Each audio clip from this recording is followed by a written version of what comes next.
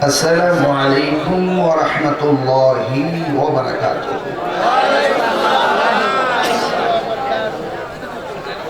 صلاة والسلام عليك يا رسول الله.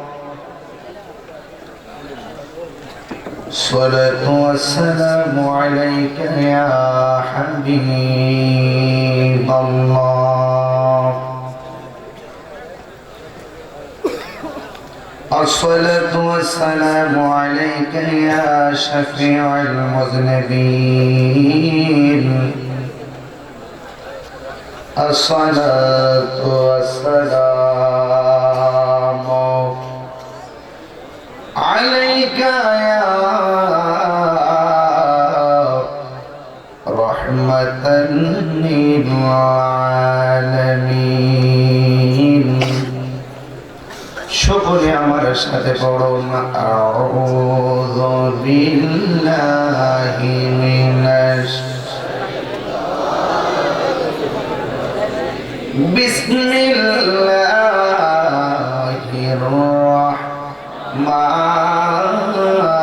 রাহমানির রহিম.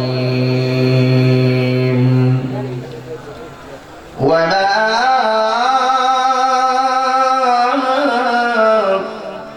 আরসালনাকা ইল্লা রাহমাতান লিল আলামিন. আল্লাহুম্মা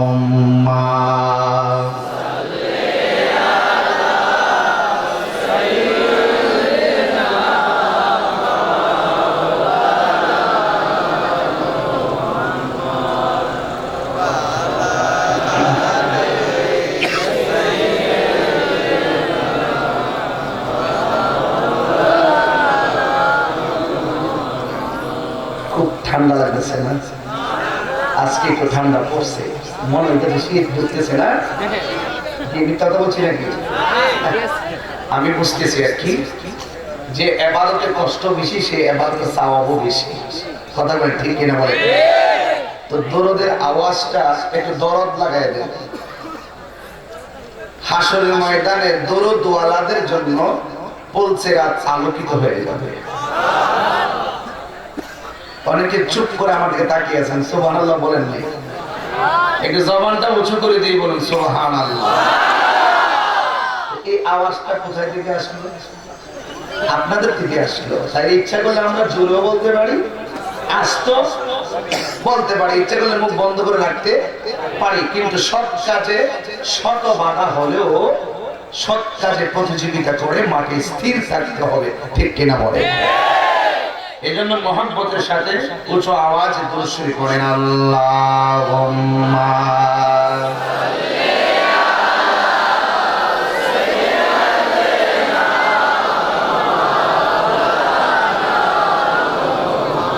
ওয়া আলা আলি সাইয়্যিদিনা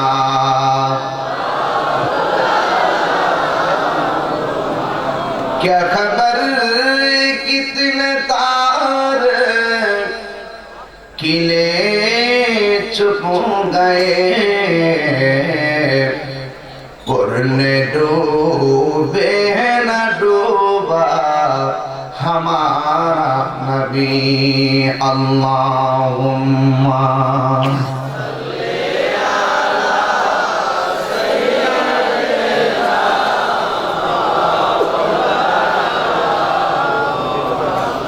وعلى آل سيدنا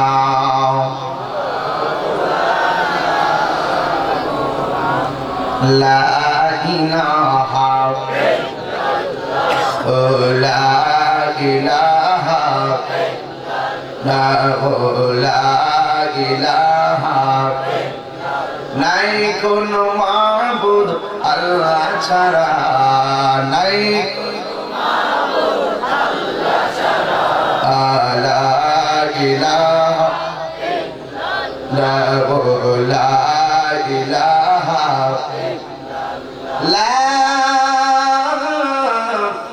ইলাহা ইল্লাল্লাহ মুহাম্মাদুর রাসূলুল্লাহ সাল্লাল্লাহু আলাইহি ওয়াসাল্লাম। সকলে পড়ি আলহামদুলিল্লাহ। শাহাজি বাজার সুলতান সুন্নি ঐক্য পরিষদের উদ্যোগে আয়োজিত চতুর্থ বার্ষিক, আমি এই বছর কতবার, হ্যাঁ চতুর্থবারে নাকি, প্রথমটা আমি শুরু করছিলাম না, মাশাআল্লাহ। চতুর্থ বার্ষিক সুন্নি মহাসম্মেলনের সম্মানিত সভাপতি পীরজাদা সৈয়দ গাজীউর রহমান পীর সাহেব, সহ সভাপতি আলহাজ সিরাজুল ইসলাম তালুকদার ইউনিয়া সাহেব, সহ সভাপতি জনাব মোহাম্মদ নাসিরুল্লাহ সাহেব, উপস্থিত ছিলেন প্রধান অতিথি হবিগঞ্জ ৩ মাননীয় সংসদ সদস্য আলহাজ অ্যাডভোকেট মোহাম্মদ আবু জাহির এমপি সাহেব। আমার পূর্বে যিনি বয়ান করেছেন সারা বাংলার আলোড়ন সৃষ্টিকারী মুজাহিদ আহলে সুন্নাহ হযরতুল আল্লাহ মাওলানা ডক্টর সৈয়দ এরশাদ আহমদ আল বুখারী সাহেব মাদাদুল্লাহুল আলী, বয়ান করেছিলেন আল্লামা কারি রুহুল আমিন সিদ্দিকী সাহেব সহ আমন্ত্রিত অতিথিবৃন্দের মধ্যে রয়েছেন আব্দুর রশিদ তালুকদার ইকবাল চেয়ারম্যান সাহেব, জনাব মোহাম্মদ মুখলিস মিয়া সাহেব, গোলাম কিবরিয়া চৌধুরী বেলাল সাহেব, মাহফিল পরিচালনা হাফেজ মোহাম্মদ শফিকুল ইসলাম সাহেব সহ মুবাল্লিগিন ওলামায়ে কেরাম। আমাকে কোরআন শরীফের একটি আয়াত বেঁধে দেওয়া হয়েছে, সূরা আম্বিয়ার আয়াত নম্বর 107। এই আয়াতের নিরিখে ঈদে মিলাদুন নবী ও সিরাতুন নবী সম্পর্কে আলোচনা করার জন্য এই মাসটাও ঈদে মিলাদুন নবীর মাস, ঠিক কিনা বলেন? আপনাদের 3টা কথা মানতেই হবে এবং 3টা কথা জানতেই হবে। আমার নবী কি রহমত না গজব? এই কথাটা জানতে হবে না? কথা জানতে হবে না? 1 2 আমরা সুন্নি যারা মিলাদুন নবীও মানি, সিরাতুন নবীও কথা বলা কেন হাত বিষয়, কিন্তু আপনাদের অন্তরে প্রেমিক হলে শান্তি পাবেন, আর বাতিল অন্তরে আগুন ধরে যাবে।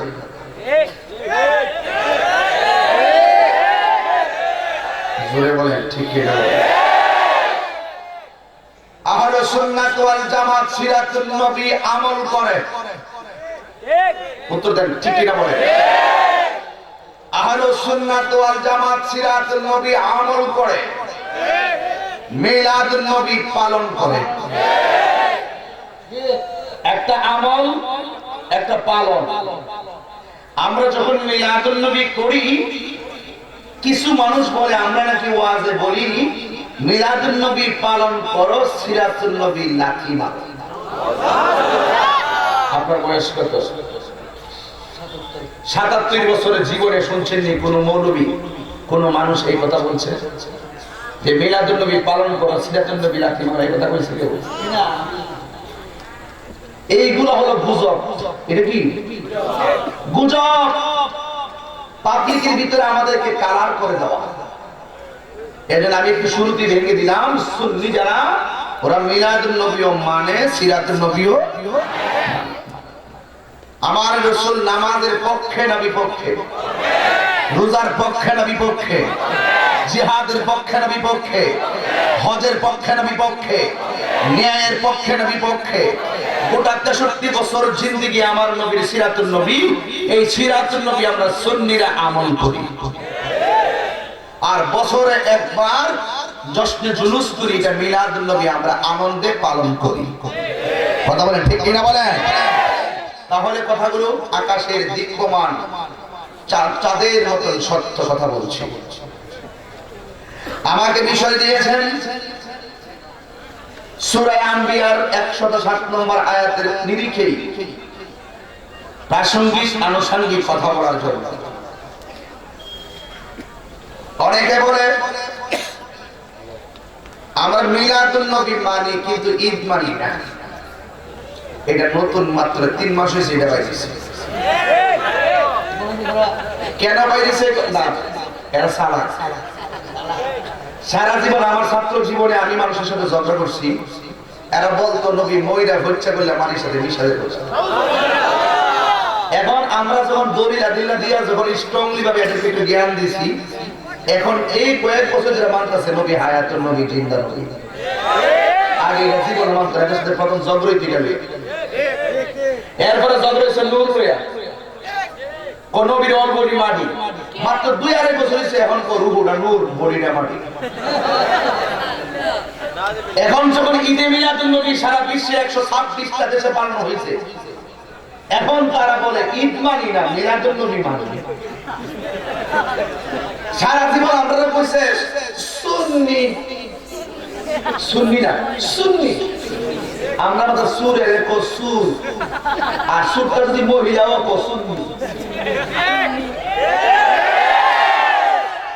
পুরুষ যদি চুরি করে কয় কি আর মহিলা চুরি করলে সুন্নি তো আমরা এরা কইতো আহলে সুন্নাত ওয়াল জামাত লেখলে ওরা কইতো সুন্নি এখন এই আজকে 1 বছর হইছে এরা পোস্টারে লেখে আহলে সুন্নাত ওয়াল জামাত মরে গেলে বুঝবেন কথাগুলোর দাম কত কত বড় পার্থক্য এই আজকে এই 3-4 দিন হইছে 3-4 দিন বা কয়েক দিন ঈদ দুইটা একটা ঈদুল ফিতর আর একটা ঈদুল আজহা এছাড়া আর ঈদ নাই তবে আমরা মিলাদুন নবী মানি কিন্তু ওইটা আমরা ঈদ হিসাবে মানি না এটা মাত্র 3 দিন আবিষ্কার হয়েছে এমন এক সময় আসবে ওরা নিজেরাও জশ্নে জুলুস করবে আমরা সুন্নিদের কাছ থেকে নেম প্লেটটা কাইরা নিয়া ওরা রাজপথ দখল করার গোপন ষড়যন্ত্র এবং সম্পূর্ণ মুনাফিকি ফিকে না বলে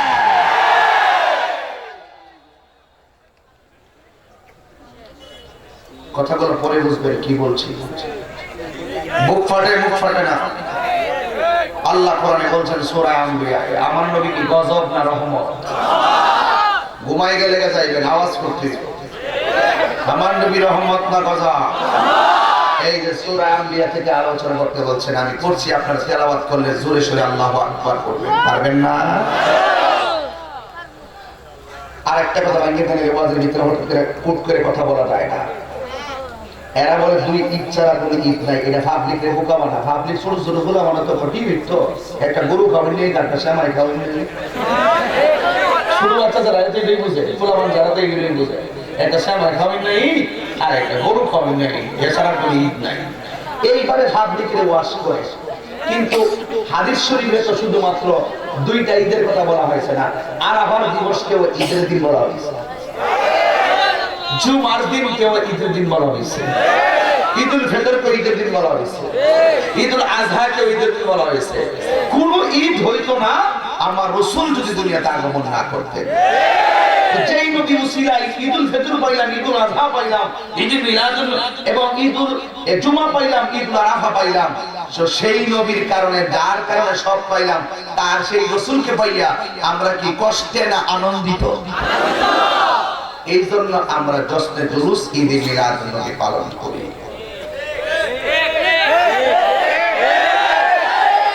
তোমরা ঠিক করো আমি বুঝি মানে আরো বালা করে কই বললে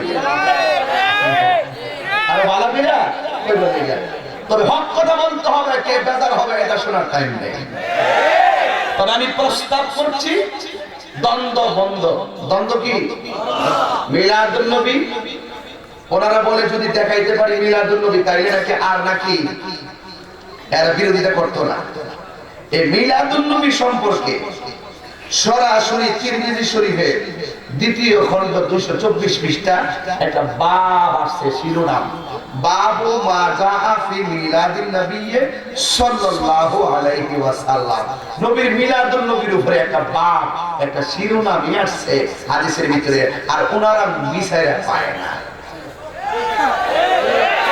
তো সাহস থাকলে চ্যালেঞ্জ গ্রহণ করো আমি কমিটির কইতাম যে একটা বছর আমার সুতান মাহফিলে 10টায় মাইক দাও হেরা সজাগ থাকতে কিছু কথা কই ওগোটি বইলে গেলে আমার মাইক দামি নি 12টার ফরওয়ার্ড করি না বলতে 8টার পরে 10টার পরে দিবা সব এর কানে পৌঁছতে না বুঝতো আসলে তাহির কি গান গায় না দরিল দিয়ে আওয়াজ করে না অসুবিধা নাই তাহির লাগে 12টা 2টা নাই দিন নাই রাত নাই। আমি বিশ্বাস করি নবীর প্রেমিক যারা এরা রাত্র 12টা নয় 1টা নয়, যেখানে রিসালাতের আওয়াজ হবে এখানে মানুষ ভরপুর থাকবে। হাত তুলে বলেন ঠিক কিনা বলেন।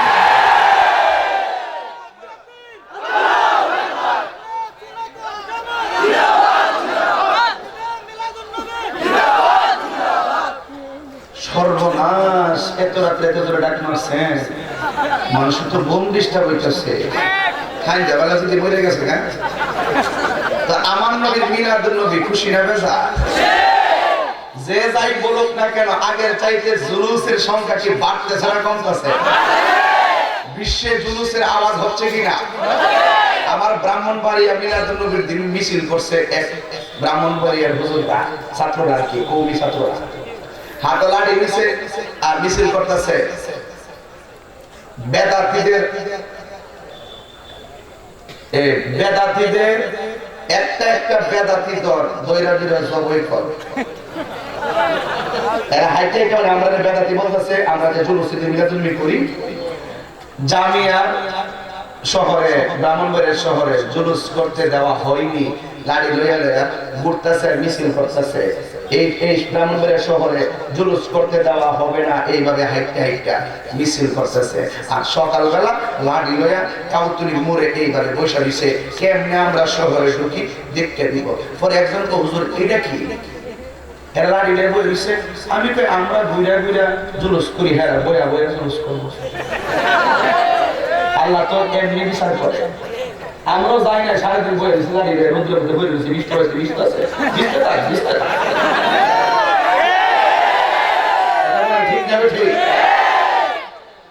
এরপরে বলতেছে একটা একটা বেটা তোদের দৈরা দৈরা সবাই করে। মাননীয় প্রধানমন্ত্রী, আপনার আব্বা বঙ্গবন্ধু এই দেশের জন্য অনেক কিছু করছেন, এটা আমরা স্বীকার করি। ইসলামী ফাউন্ডেশন আপনার আব্বা প্রতিষ্ঠা করছে, ধর্মীয় প্রতিষ্ঠান, সারা বাংলাদেশের দিক দিগন্তে দারুল আরকাম প্রতিষ্ঠিত করছে। কিন্তু যারা যারা মাথায় টুপি পরে রাজপথে মানুষকে ধরে ধরে জবাই করার কথা বলে, নিঃসন্দেহে এরাই হলো বাংলাদেশের জঙ্গি। ঠিক কিনা বলুন? এদেরকে আপনি আইনের আওতায় আনুন, না হলে শীঘ্রই আপনার বরাবর স্মারকলিপি যাবে। যারা রাস্তাঘাটে রাতে হাতে নিয়ে মাথায় টুপি পরে, যেখানে আপনি নিজে প্রধানমন্ত্রী হয়ে সারা বাংলাদেশে একটা বন্ধের কর্মসূচি দিয়েছেন, রাষ্ট্রীয় ছুটি ঘোষণা করেছেন, মিলাদুন নবী রাষ্ট্রীয় ছুটি ঘোষণা করেছেন, এই জন্য হাজার হাজার মানুষ রাজপথে নবীকে মুবারকবাদ জানায়। আর ওরা কারা? রাজপথে মিলাদুন নবীর দিন হাতের মধ্যে লাঠি নিয়ে দাও নিয়ে মুসলমানকে হত্যা করতে চায়। নিশ্চয়ই এরাই হলো জঙ্গিবাদ, সন্ত্রাস।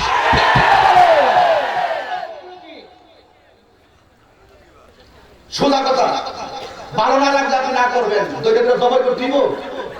কথা বলা দেশটা কি মজা বললো? ফেসবুকের জবাব এখন থেকে ফেসবুকে হবে, ঠিক জোরে বলে।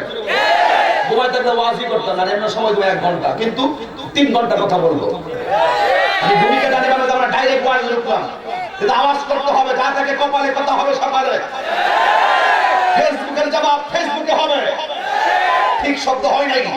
ফেসবুকের জবাব ফেসবুকে হবে, স্ট্যাটাসের জবাব স্ট্যাটাস হবে, লেখনির জবাব লেখনিতে হবে, বক্তৃতার জবাব বক্তৃতায় হবে। আর যদি আমাদেরকে আঙ্গুল করে দেওয়া হয়, ইনশাআল্লাহ লাঠির জবাব লাঠি দিয়েই হবে।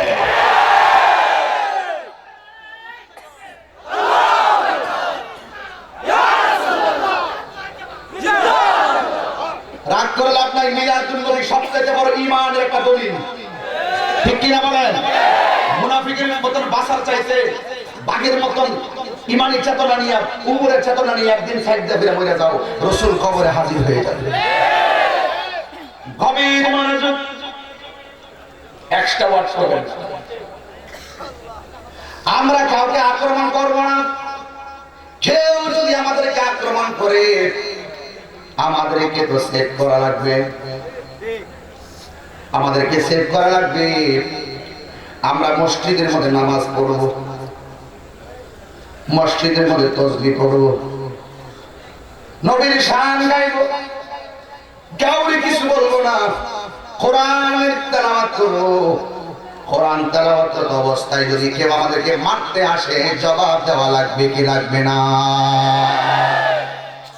এই জন্য আমার বাবা মিলাদুন নবী সাল্লাল্লাহু আলাইহি ওয়াসাল্লাম সূরা আম্বিয়ার 107 নম্বর আয়াত আল্লাহ কি বললেন? ওয়ামা আরসালনাকা ইল্লা রাহমাতাল লিল আলামিন।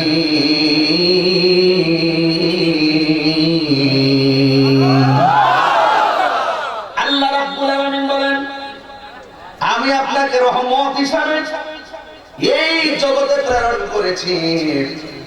আমার নবী দুনিয়াতে আসার আগে মা আমেনা বলেন, আমি একা, আমার স্বামী দুনিয়া থেকে চলে গিয়েছে, আমি একদিন রাতের বেলা একা ঘরে দাঁড়িয়ে আছি।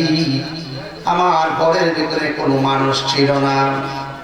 ঘরে যদি মানুষ না থাকে, আমার এলাকার মা যদি প্রেগন্যান্সি থাকে, ঘরের ভিতরে যদি কোনো মানুষ না থাকে, পেটে ব্যথা যদি উঠে যায় রাতের বেলায়, আমার মা কোনো টেনশন করে কি করে না? মা আমানা বলেন, আমি মনে মনে ভাবতেছি যেন রাহমাতুল লিল আলামিন আমার পেট থেকে দুনিয়ার মধ্যে শুভ আগমন করবে। কিন্তু এমন একটা মুহূর্তে আমার ঘরের ভিতরে কোনো মানুষ ছিল না। আমার ঘরে কোনো মানুষ নাই, আমি বড় চিন্তিত। আই থিংকিং অ্যাবাউট মাইসেলফ, আমি আমার জীবন নিয়ে চিন্তা করছি। হঠাৎ করে গো, আমি রাতের বেলা একা একা বসে আছি, কিন্তু যখন আমার কেউ নাই, আপনারা বলেন যারে কেউ নাই তার আল্লাহ আছে না না? মা আমেনা বলেন, আমি হঠাৎ করে একা একা ভাবলাম চূড়ান্ত সময় যেন আমার সন্তান দুনিয়াতে আসবে। কিন্তু যখন কোনো মানুষ নাই, হঠাৎ করে আমি দেখলাম আমার ঘরের ভিতরে আকাশ থেকে একটা পাখি নয়, একটা পাখির ডানা আমার সামনে, নূরের একটা ডানা হাজির হয়ে গেছে। নূরের ডানা, পাখির নূরের ডানা এসে হাজির হয়ে গেল। মা আমেনা বলেন, ওই পাখির ডানাটা এসে আমার কলিজা বরাবর, আমার কলিজা বরাবর একটা বসা মারল। পাখির ডানা যখন আমার কলিজা বরাবর স্পর্শ করলো, আমি সাথে সাথে আমার ভয় এবং টেনশন দূর হয়ে গেছে। কিন্তু আমি রাতের গভীর হয়ে যাচ্ছে, হঠাৎ করে দেখলাম একটা নূরের পেয়ালা আমার সামনে শরবত নিয়ে হাজির হয়ে গেছে। মানুষ নাই, কেউ নাই, শুধুমাত্র একটা নূরের পেয়ালা আমার সামনে আসলো। আসার পরে আমাকে বলা হচ্ছে, আমেনা তুমি এই পেয়ালার শরবতটা পান করো। যেই মাত্র এই কথাটা মা আমেনা শুনলেন, আর দেরি করে নাই, ওই শরবতটা মা আমেনা পান করে ফেলেছে।